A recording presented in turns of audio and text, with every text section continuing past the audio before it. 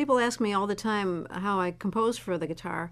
And really, there's a lot of ways that the music kind of writes itself. Sometimes the melody comes first. Sometimes you find a lyric and you're writing a melody to go along with the words, whether or not you keep the words at the end anyway.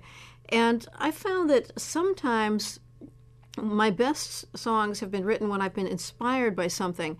And it can be something that I see, something that I hear, and I take that inspiration and I say, well, what is it about that makes it so special? And I try to analyze and take that little element and apply that to my music.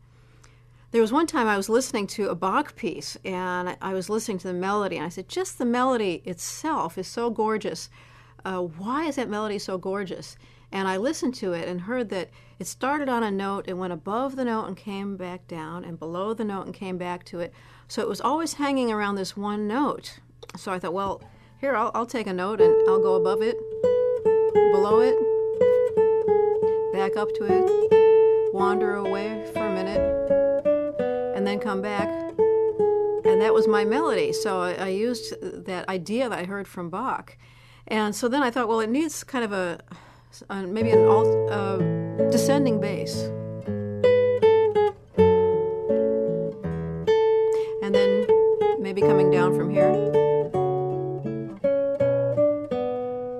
So it was almost done, but it needed one other thing. It needed something to make it more interesting, something in the middle.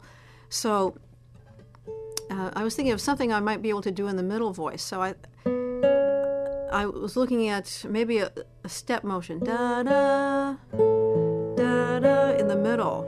And then I just keep that little motif, da-da, da-da, still going a little step motion.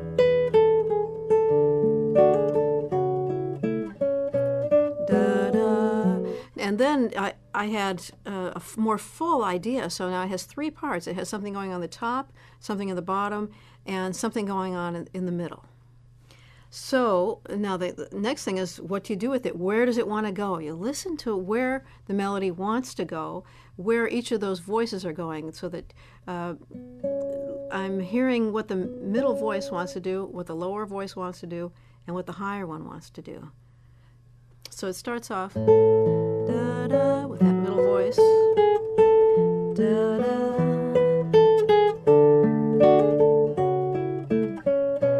Da-da. Now this time I change where the middle voice is. Da-da. Same melody. Da-da, but it indicates different chords. Da-da. Still keeping that. Da-da. Now it wants to go real high. And then just come down more gradually.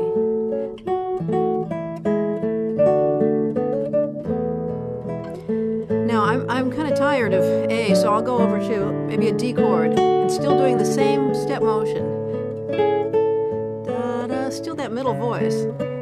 Da-da.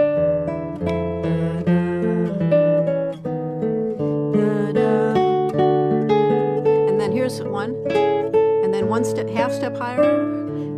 Now it's building. Building, still building, still building.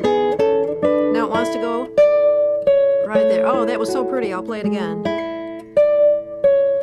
Oh, so pretty. I'll play it one more time. And now I'll just come down and kind of relax a little bit coming down. Now I'm tired of the key of A. I'll go to the key of E. Change keys altogether. That brings me now nicely to the key of E. And this part is just kind of improvisatory. In the original music, it was just a chord chart here, and I just played something in that same style. Now here's the new section. I go to the key of A minor. Now the A minor is a new section, and I wrote that when I started doing a version for guitar and cello, and I wanted something that the cello could really saw away at, so I thought to change it at that point to the key of A minor.